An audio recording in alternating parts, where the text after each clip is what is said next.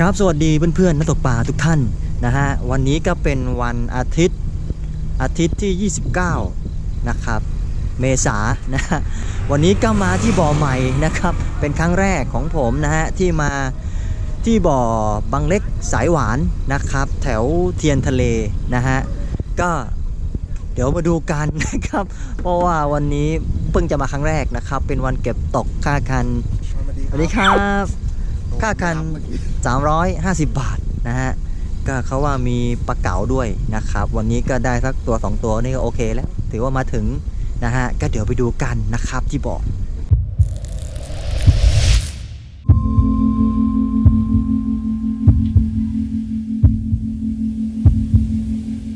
เนี่ยได้ครับนี่นะบอสผู้จัดการ ครับ ผู้จัดการบ่ออะไรฮะ บางเล็กสายหวานครับวันนี้พ่อไม่มา บางเล็กสายหวาน ครับผม นะเป็นไงบ่อนี้ค่าบริการ ค่าคันเก็บตกนะครับวันจันทร์เก็บตกวันอาทิตย์ วันอาทิตย์ พักปลาอาทิตย์หนึ่ง พักมาอาทิตย์หนึ่งนี่หมายความว่าไงฮะ คือว่าพอเราเปิดซิงเนี่ย แล้วก็เราก็ไม่มีเก็บตก ไม่มีเก็บตก พักอาทิตย์หนึ่งมาเก็บตกอาทิตย์นี้พอวันนี้เก็บตกใช่ไหมปุ๊บพรุ่งนี้เราลงปลา พรุ่งนี้ลงปลา แล้วก็จะเปิดซิงอีก2อาทิตย์ เปิดซิงอีก2อาทิตย์ ใช่ครับ โอ้โหนี่ปลาพักยาว ใช่พักยาว ค่า ตลอด บริการเป็นไงฮะ ค่าคันเปิดซิง600 บาทครับ 600 บาท แล้วก็เก็บตกก็350 บาทข้าวน้ำฟรีมื้อหนึ่ง มีข้าวน้ำฟรีด้วย ครับผม ป๊าดสุดยอดครับนะ แล้วเขาว่ามีปลาเก๋าปลาหมอด้วยไหมอ่ะ มีครับมีแต่ว่าปลาหมอขึ้นไปแล้วอาทิตย์แล้ว8 โล โอ้โหแล้วเหลือปลาเก๋า เดี๋ยวปลาเก๋ามีครับปลาเก๋ามี นะก็คือหาก ระ ให้ พง เจอ ใหญ่มี กระพงใหญ่ด้วยอีก ครับผมบ่อนี้ประมาณปีนะพี่เปิดบุฟเฟ่ไว้ปีนะครับไม่เคยลากไม่เคยเหยื่อสดไม่เคยอะไร นะครับ ก็เป็นครั้งแรกของผมวันนี้ ครับผม เดี๋ยวรู้กันเลย โอเค ว่าจะหวานเจี๊ยบไหม ครับผม นะ หวานแน่นอนวันนี้ โอเคเจอ ครั กับ น ผมขอบคุณมากครับ เจอโปรตั้ม สวัสดีครับ นะถือว่าเป็นเจ้าถิ่นแถวนี้ นะครับแล้วตั้มเป็นไงบ่อนี้ ก็จับทั้งวันปลาก็เก็บตกที่แบบเหมือนปลาซิงอะครับเขาพักค่อนข้างนานมากในนาทีครับ แล้วก็มีเก๋าหมอเลที่เขาปล่อยไว้ก็เยอะพอสมควรครับ นะก็คือ ครับ จะหาตัวได้ทั้งเก๋าตัว2ตัวนี่310นี่รวยเละ คุ้มครับ ได้ปุ๊บนั่งกินข้าวกินกาแฟนอนได้เลยครับ เพราะว่ามีกระพงใหญ่ด้วย มีครับมี บรรยากาศ ไซส์4 ไซส์ 5 โอเคนะผมว่าวันนี้นี่ ฟังหัก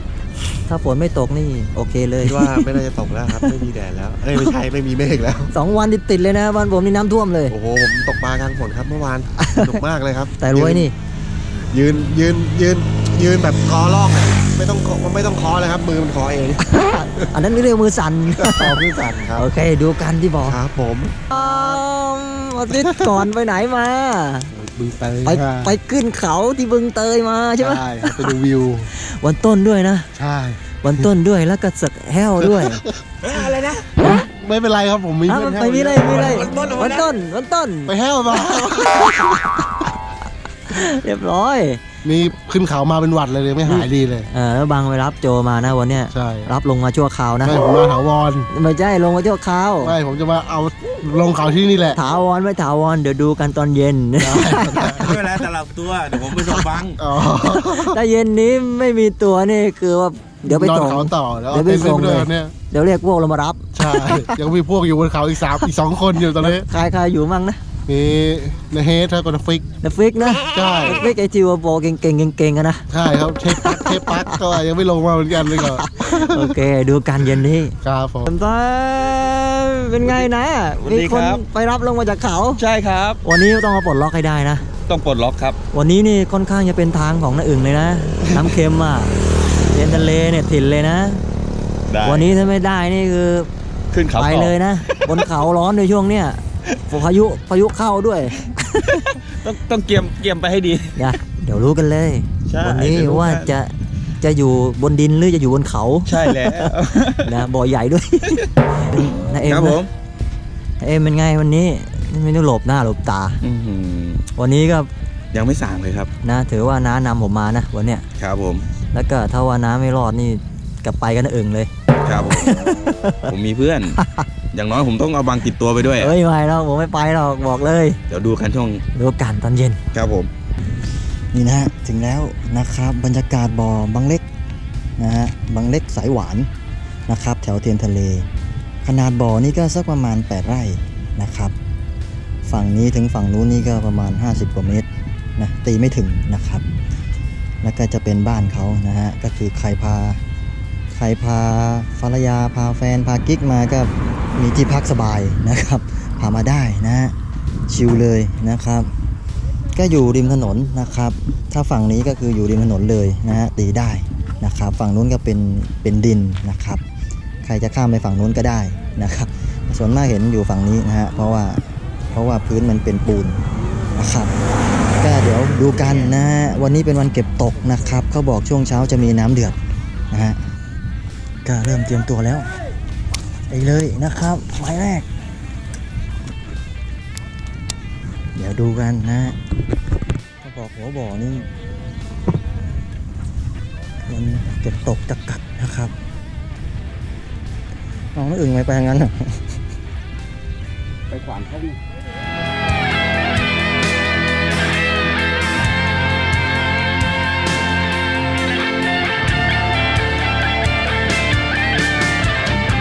เอ้ยเดี๋ยววางสายไฟนะเฮ้ยโจตีได้แค่นี้ไงอัลฟ่า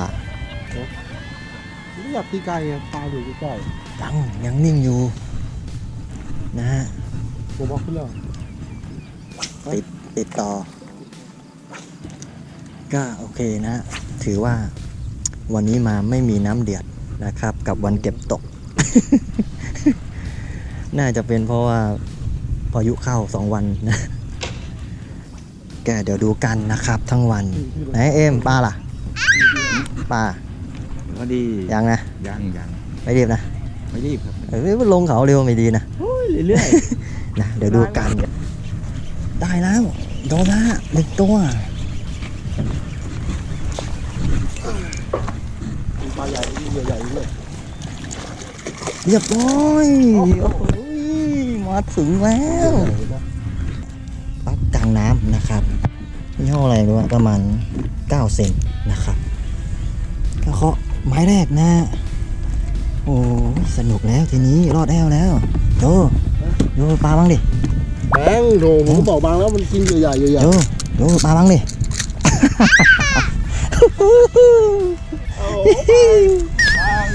นะก็กัดปักนะครับ แต่ว่าปักตัวใหญ่นะฮะที่ใช้อยู่ก็เป็นปักกลางน้ำนะครับ ตัว100 กว่าบาทนะฮะ ไม่รู้ยี่ห้ออะไรนะครับ นะก็ให้มาอีกทีนะครับ ก็เคาะสเต็ปประมาณนี้นะครับ ไม่แรงนะครับที่กดถ่ายไม่ทันนะเพราะว่าไม่คิดว่ามันจะกัดนะครับก็เดี๋ยวดูกันนะฮะนี่เพิ่งต้นน้ำเองนะรอดแอลไปแล้วสบายแล้วทีนี้นอนนิ่ม เดี๋ยวดูกันนะครับ ก็ลองเปลี่ยนเป็นป๊อปดูนะครับนี่สักช่วงประมาณสัก2 โมงครึ่ง นะบรรยากาศเหมือนตอนเย็นนะครับฟ้าปิดนะฮะแต่ว่าท้ายบ่อนู้นนะครับฝั่งนู้นนะขึ้นติดกันหลายตัวแล้วนะครับฝูงอาจจะไปรวมอยู่ริมตลิ่งฝั่งนู้นนะแต่ไกลมากก็เลยไม่ไปนะครับไม่ไหวไกลนะแต่ว่าเขาบอกว่ากัดป๊อปนะริมนู้นนะครับฝั่งนู้นเลยก็เลยเอาลองควักป๊อปมาดูนะฮะเผื่อจะฟุกนะครับก็ปลาขึ้นไปก็น่าจะสักประมาณ10 ตัวนะครับฝั่งนู้นนะฮะริมนู้นเลย กำลังหันไปหาเลยว่าต่ำพอดีเลยนี่นะกัดป๊อป7 เซนนะครับลองเป็น OSP แล้วนะฮะไม่เอานะครับลงป๊อปไปทีเดียวเอาเลย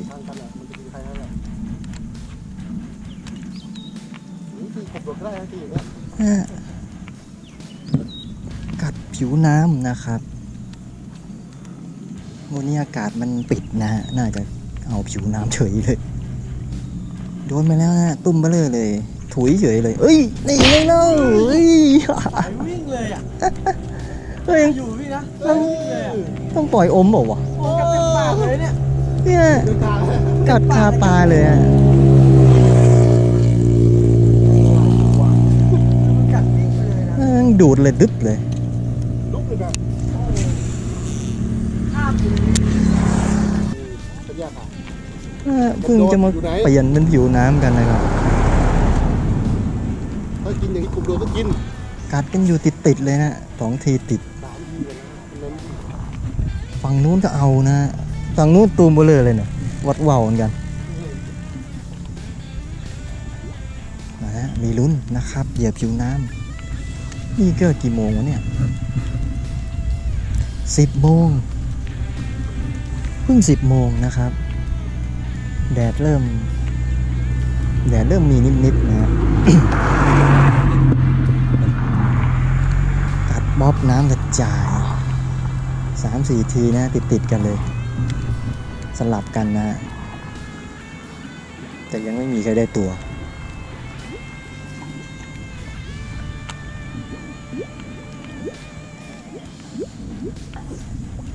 เนี่ยแม่งกัดหน้าได้ตัวนะก็อันนี้ก็ช่วง 11 โมงแล้วนะครับ ก็กินข้าวก่อนนะ นี่ฮะเมนูเขานะครับ อันนี้อะไรก็ผัดกุ้งไก่อันนี้ก็ผัดกุ้งไก่นะจอเลยนะโจได้กี่ตัวละ10 โดนครับ มีเสียวมีเสียว เขียว นะ แต่ถือว่าน่าจะได้นะดูแล้ว ใช่ครับมัน นะ ยังไม่ถึงเวลา นะยังไม่ถึงเวลา เวลาผมต้อง5 โมงเย็น 5 โมงเย็นนะรอปิด4 โมงครึ่ง ใช่ นะเนื้อนะคนนู้นได้6 ตัวโอ้ย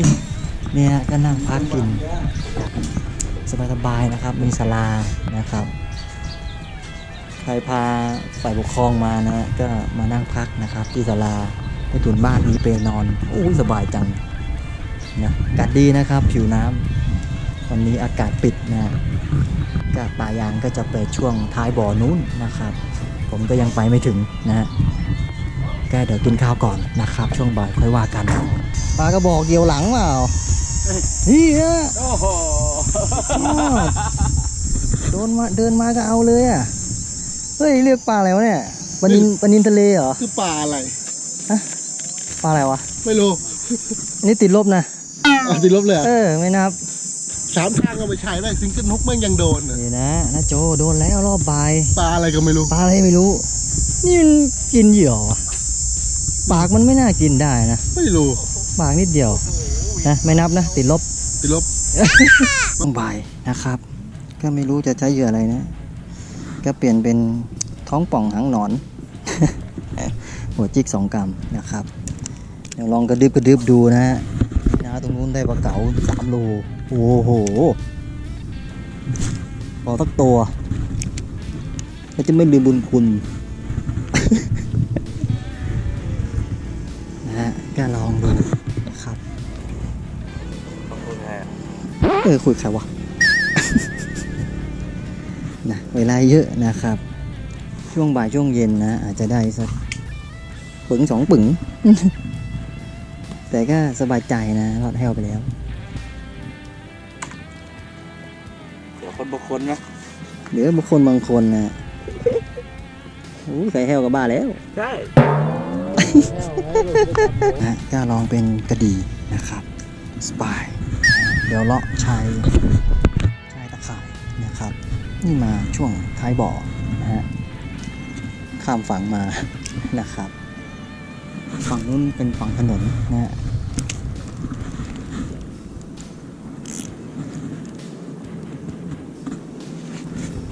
ลองเปลี่ยนเรื่อยๆนะครับ เพราะว่ามันยังไม่โดน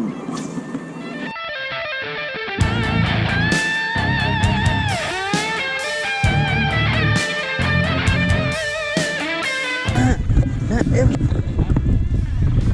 เอ็มตัวที่3อุ้ยทำไมน้ำหวานจังครับกันนะฮะ ปลายางครับ พายางนะครับ ผม หันมานี้ดิตื่นเต้นดิ อุ้ย คุยกันก่อนเฮ้ยตัววิ่งดิเฮ้ยยกเลย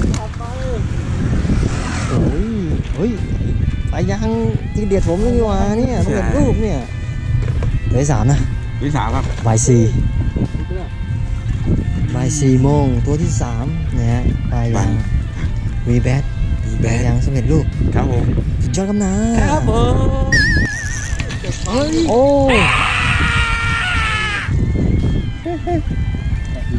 ยถุยเฉยเลยสองทีก็ตามมาซ้ำเลยนะแกนะเสียวเลยเสียวเยอะยังนะครับแม่ตามมากัดสองทีนะตึ้ง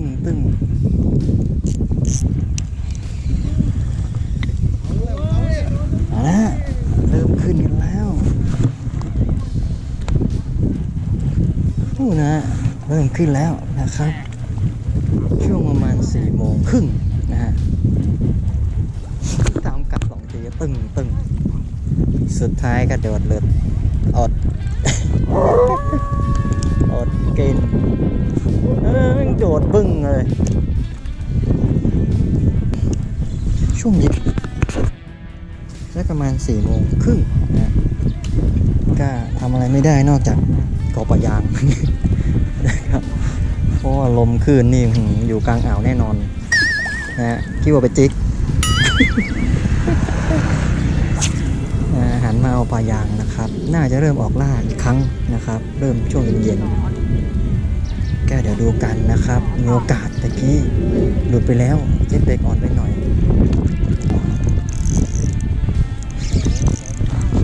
มันจะได้หลังจากหลอนมาหลายทีโอ้ขึ้นแห้งแม่งเลยเรียบร้อยเย้ตัวที่2รู้ยัง บางยาผมบางเอาปลาเสียไม่ผมอ่ะ รู้ยัง ช่วง5 โมงแล้วนะครับเดี๋ยวอีกครึ่งชั่วโมงนะบอก5:30นะครับก็มานั่งกอปลายางหัวบ่อนะกัดดีมากนะครับเป็นวัดหลุดวัดติดวัดลอยกันไปนะอยู่ตรงนี้ประมาณ 5-6 คนนะครับโอ้โหเหลือเชื่อนะลมแรงๆนะครับใช้เหยื่ออย่างอื่นไม่ค่อยได้ครับก็เลยมานั่งกอปลายางนะฮะรู้สึกว่าปลาวางนี่กัดปลายางง่ายนะครับขนาดบ่อเล็กๆนะที่ไปบุฟเฟ่นะครับถ้าบ่อเล็กยังกอไม่กัดนะแต่นี้บ่อใหญ่มากนะครับไอ้ก็ค่อนข้างจะเห็นและกินเลยนะครับแต่ที่ไม่กินคือมันไม่เห็นนะเพราะมันใหญ่ก็เหลืออีกประมาณครึ่งชั่วโมงนะเก๋านี่แหละเก๋าดิมาอยู่เอาละน้าอะไร ไม่รู้อะไร น้าอะไรครับ น้ น้าอามเก๋าแน่นอนตัวนี้ ไม่เก๋าก็ไม้เลย ไม่เก๋าก็ถุง ไม่เก๋าก็ไม้เลย เฮ้ยไม่ใช่ถุงหรอก ใช่เปล่า ว้าว ก็นี่ หินโอ้เก๋าหินเนี่ยดูเก๋าหิน ใหญ่มาก สุดยอด กัดได้ไง เนี่ยเยอะแรงเกินนะเป็น หล หิ อน น อยู่ตั้งนาน เก๋าหิน น้าตั้มจบแล้ววันนี้หมดเวลาจบแล้วนะชีวิตเราอ่ะ ชีวิตจบครับ นี่นะคือน้าตั้มนะครับเป็นผู้ชวนผมมาลองที่นี่นะครับแล้วไงวันนี้นะได้12 ตัวปะรู้สึก 12 ตัวครับก็พวกหอยมั่งเนี่ยเหยื่อ หอย เพื่อนมั่งเนี่ยเหยื่อเพื่อนแบบนี้ ปูมั่ มั่ ง งเนี่ยครับเนี่ยเหยื่อผมไปเนี่ยครับ นะ ไม่ได้ครับวันนี้ก็ต้องยอมอะครับกลับไปเดี๋ยวก็กินข้าวกับแห้วกระป๋องครับวันนี้ นะวันนี้คือไม่ได้ปลาเลย ใช่ครับ เพราะว่ารู้สึกว่าแมตช์ที่ผ่านๆมาคนไปเยอะ วันนี้ก็คือมาช่วยเขามั่งส่งแชร์เขามั่งเฮ้ย ใช่ครับก็โปรมันหมดนะครับก็ต้องรอโปรเดือนใหม่เหมือนแพ็กเกจเน็ตนะครับ นะก็คือเราตั้งใจใช่ปะ ใช่เรา ตั้งใจหรือถ้ามาจะได้เยอะตลอดเดี๋ยวเขาก็คอมเมนต์เอา ใช่เราก็ต้อง เอ๊ะ มีวันไม่ได้บ้างเอา อืม แชร์มาส่งที่ เราไม่ได้ออนใช่ไหมไม่นะ อ่อน ปากัดแล้วทำหลุดนี่อ่อนครับ นะโอเคโอกาสหน้าเจอกันใหม่ ได้ สวัสดีครับ สวัสดีครับผม น้าอามเก๋าหินนะ วันนี้จบไปแล้วเป็นไงฮะ ครับ วันนี้ปลากัดเป็นไงบ้าง กัด หันมานี่ดิคุยกับกล้องน่ะ กัดยังไง เป็นไงปลากัดดีไหมหรือยังไง กัดดีนะของเพื่อนนะ นะกัดดีของคนอื่น ของคนอื่น ส่วนมากกัดอะไรฮะวันนี้ที่โดน ปลายางนะ ปลายาง ครับผม โดนไปกี่ที โดนไป2 2 ทีได้ตัวหนึ่งนะแล้วก็ปลายางต่อไป ก็ได้เกาหินตัวสุดท้าย นะวันนี้บางมาเยือนแล้วที่นี่โอกาสหน้าเจอกันใหม่ ครับ สวัสดีครับ สวัสดีครับ โจจบดีกว่าชีวิต ชีวิตโจจบเถอะวันเนี้ย นี่ผมยอมครับ นะ วันนี้ ผม ผม อง เป็นตัวโจ๊กให้ นะวันนี้6 โมงแล้วกับบ่อ ชื่อบอกเลยนะ บางเล็กสายหวาน ใช่ นะแถวเทียนทะเลนะวันนี้เรามาเยือนนะถือว่าเรามาดูมาลองดู ใช่ครับ ใช่ปะโจเลยไม่เอาปลา ผมมานอน จริงไหม มานอนครึ่งวันแล้ว นั่นไงว่าแล้วว่าทำแล้วทำไมไม่เอาปลา ใช่ เจอบ้างด้วยแล้วนะ ผมเฝ้าเขาอยู่ครับส่ง2 แม็กแล้ว นะ แม็กแล้ว แล้วก็เพื่อนที่อยู่บนนู้นก็อยู่ต่อไป คือต่อไปยังไม่ลงไ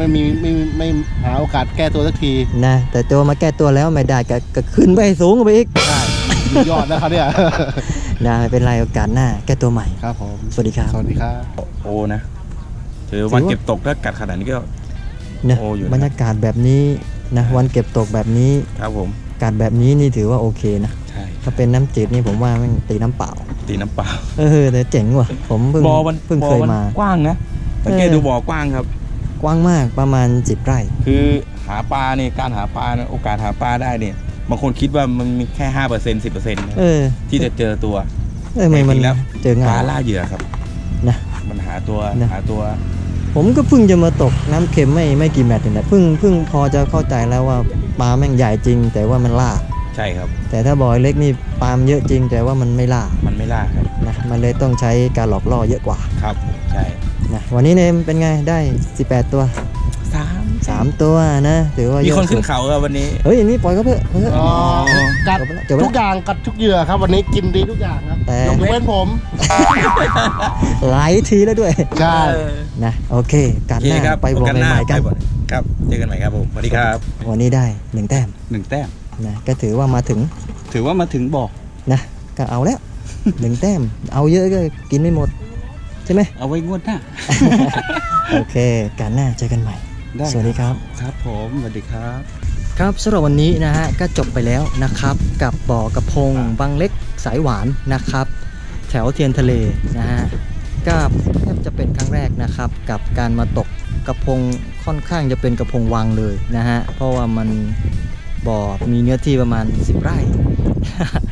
ก็สนุกดีนะครับที่แรกคิดว่าจะหาตัวยากนะครับ แต่สุดท้ายแล้วปลามันล่านะครับสำหรับบ่อใหญ่ๆน้ำเค็มนะครับ ก็หาตัวไม่ยากนะฮะคนที่ได้เยอะก็ได้ 6-7 ตัวเลยนะครับ ก็มีปลาเก๋าด้วยนะฮะปลาหมอทะเลด้วย นะฮะก็ถือว่าเฟี้ยวอ่ะนะแต่ว่าก็คนที่ไม่ค่อยชอบล้างรอกล้างคันก็ซวยหน่อยนะครับเหมือนผมนะฮะก็วันนี้ก็ถือว่ารอดไปนะครับพอได้นะฮะไอ้คนไม่รอดก็มี ดูหน้าคนไม่รอด นะโอกาสหน้าไปบ่อไหนใหม่ๆนะครับ เจอกันใหม่ สวัสดีครับ